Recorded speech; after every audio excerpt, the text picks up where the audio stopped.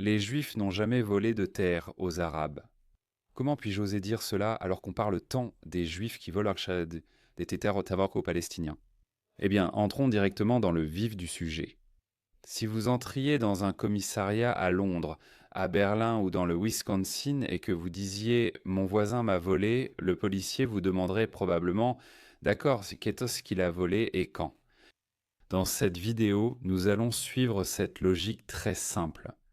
Je vous pose une question très simple.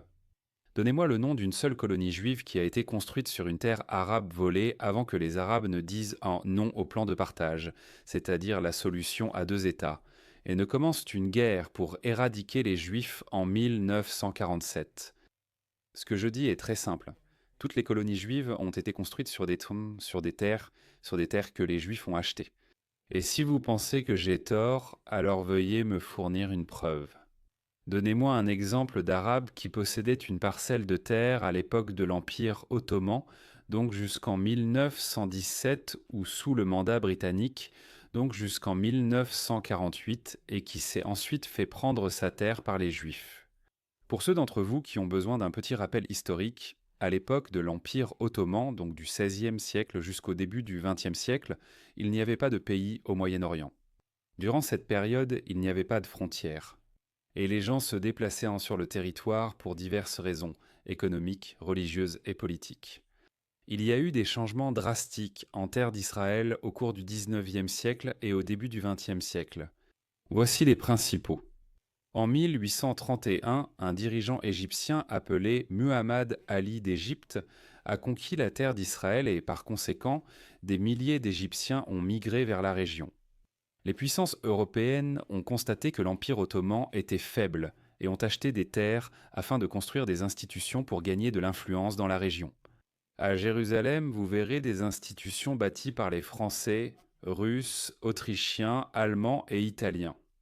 Il y avait un groupe religieux d'Allemands appelé les Templiers qui a migré en Israël et construit quelques villages. Ils pensaient qu'en agissant ainsi, ils accéléreraient la seconde venue de Jésus. Les Ottomans ont bâti le chemin de fer du Hedjaz et recruté des milliers d'Égyptiens pour travailler en terre d'Israël. L'un des noms de famille les plus répandus parmi les Arabes de Gaza et d'Israël est Masri ou Massarois, ce qui signifie Mitzri, égyptien. Des groupes comme les Tcherkesses, les Arméniens, fuyant les guerres en Russie et en Turquie, et les Juifs, venus en Israël car ils voyaient ce pays comme leur patrie. En d'autres termes, des milliers de personnes s'y sont installées pour diverses raisons. Et qu'en est-il des Palestiniens? Pourquoi ne les ai-je pas mentionnés? Eh bien, ils n'existèrent pas au XIXe siècle. Ce n'est pas mon opinion. C'est un fait fondamental. Si vous pensez que j'ai tort, alors prouvez-le-moi. Montrez-moi une seule lettre, un livre, un journal d'un pèlerin dans lequel quelqu'un écrit qu'il a rencontré un Palestinien. Les Arabes d'Israël ne se sont identifiés comme Palestiniens qu'à partir des années 1960. De toute façon, les Juifs, tout comme les Allemands, les Russes et les Tevins et les Arabes, ont acheté des terres. Et pas seulement cela, les Juifs ont acheté les pires parties, les terres désertiques et les marécages. Bien qu'ils venaient surtout de pays où ils ne pouvaient posséder de terres, les Juifs ont accompli l'impossible en transformant marécages en or et en faisant fleurir le désert. Et oui, nous en sommes très fiers. Israël est une puissance de premier plan en matière de gestion de l'eau, d'irrigation et d'agriculture. Et tout a commencé avec les Juifs qui ont dû surmonter les défis posés par la terre. Revenons à mon point de départ. Les Arabes étaient contre les Juifs, mais pas parce qu'ils leur avaient volé leurs terres, car ce n'était pas le cas. Même si vous suivez les citations des dirigeants arabes de 1948, vous verrez qu'ils ne se plaignent pas que les Juifs volent dans des troches Konrabesh, Podeter.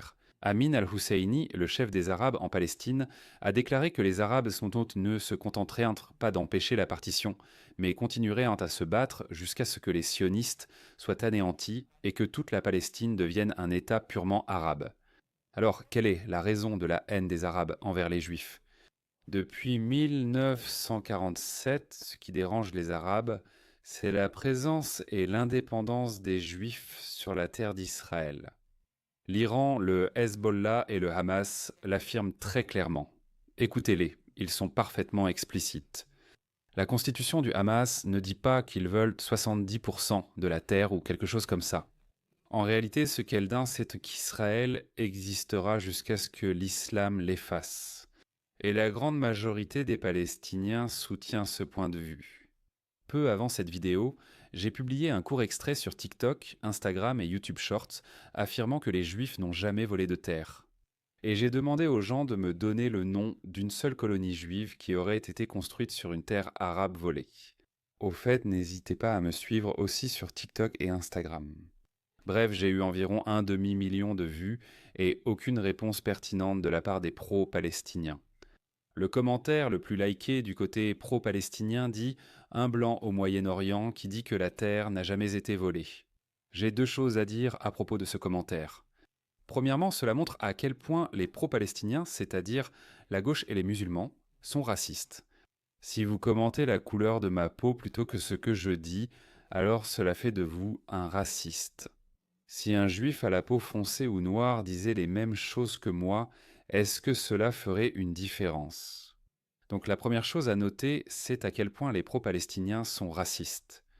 Deuxièmement, et je l'ai déjà dit et je le répéterai, la plupart des juifs vivant en Israël aujourd'hui et il y a 100 ans étaient vraiment des juifs originaires des pays arabes.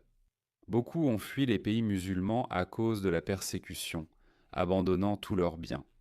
Des biens qui ont été volés par l'Égypte, l'Irak, la Syrie et la liste continue. Un autre type de commentaire que je reçois de la part des pro-palestiniens, c'est que ce que je dis ne justifie pas le génocide à Gaza. Je trouve que c'est un très mauvais argument. D'abord, ne me faites pas dire ce que je n'ai pas dit. Je n'ai jamais dit que le génocide est justifié. J'ai beaucoup de choses à dire sur le génocide au Moyen-Orient. Il n'y a pas une seule minorité, que ce soit les juifs, les hindous ou les chrétiens, qui n'ait pas souffert de génocide de la part des musulmans, du Pakistan jusqu'à la Grèce. Je serais plus que heureux de faire des vidéos sur Gaza, le génocide, l'apartheid et la Cisjordanie. J'ai déjà parlé de beaucoup de ces sujets dans des vidéos précédentes. Mais ne change pas de sujet simplement parce que tu n'as rien d'intelligent à dire. Admets ce simple fait. Les Juifs n'ont jamais volé de terre aux Arabes. Les Palestiniens n'ont perdu des terres qu'après avoir déclenché une guerre pour éradiquer les Juifs. Perdre des terres dans une guerre que vous avez commencée ne fait pas de vous une victime. Demandez aux Allemands. Ils ont lancé une guerre injuste. Ils ont perdu 25% de leur territoire, mais ils ne se considèrent pas comme des victimes parce qu'ils savent qu'ils avaient tort. Tu sais qui a volé des terres? Les Arabes ont volé des terres aux Juifs. Laisse-moi te donner quelques exemples. En 1888, des Juifs ont acheté des terres au sud du plateau du Golan. Le nom du village était Neyehouda. En 1920, des Arabes locaux ont tué la mère et l'un des fils de la dernière famille juive qui s'y trouvait. Et les Arabes ont pris le contrôle de la terre. En 1929, les Arabes ont attaqué les Juifs de Gaza. Oui, il y a une longue histoire des Juifs à Gaza. Donc en 1929, en plus de l'attaque arabe contre les Juifs, les Britanniques ont évacué les Juifs de Gaza et les Arabes de Gaza ont volé leurs biens. La même chose s'est produite à Hébron, mais cette fois non seulement les Arabes locaux ont volé les biens juifs, mais ils ont aussi assassiné des dizaines de Juifs de la manière la plus horrible. Je pourrais citer bien d'autres exemples, mais en voici un dernier. En 1882, un groupe de Juifs a migré du Yémen vers Israël parce qu'ils subissaient des persécutions et parce qu'Israël était la patrie des Juifs. Je vais maintenant vous exposer deux faits sur les Juifs du Yémen pro-palestiniens. Le Yémen ne se trouve pas en Europe.